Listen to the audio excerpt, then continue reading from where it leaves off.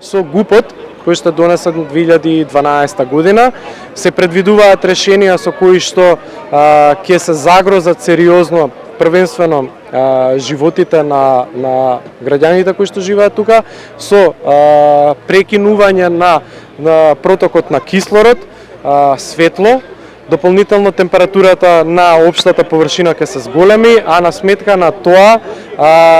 зелената површина која што треба да биде соодветно застапена согласно законите, за жал е сериозно намалена на сметка на згради. Тај да ние правиме муабет за 99 згради, кои што во однос на претходниот ДУПС дури за 1,5 пати е поголема во однос на вкупната бруто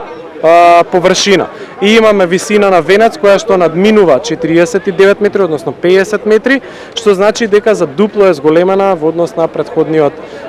предлог ДУП, односно ДУП 2016. Тоа значи дека ќе имаме згради кои што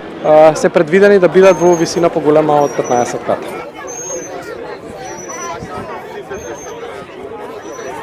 Промени има на ДУПот, за разлика од јавната анкета, но е намалена катноста, не е зголемена. Така да не знам од кај се тие информации дека сме ја зголемиле, тоа е по барање на комисијата на град Скопје да се намали бруто развиената површина за да се усогласи со генералниот урбанистички план и по тоа постапија и комисијата во кисела вода и планерите кои што го прават планот за да се усогласиме со потребите или поточно со градот Скопје.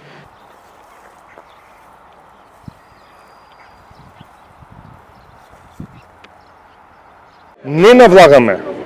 во катност, не навлагаме во нешто што не е и е спротивно на ГУПот. И тука е јасна работата. Сакаме планот да се донесе заради тоа што ние сме стари скопјани, датираме, мојата фамилија датира 600 години уназад во Скопје, значи живееме во нехумани услови, единствено парче земја кое што го имаме тука е тоа кое што го имаме и нормално е за мене и за моите деца јас да барам да се направи нешто каде што јас можам да кажам дека нели сум ги обезбедил моите деца.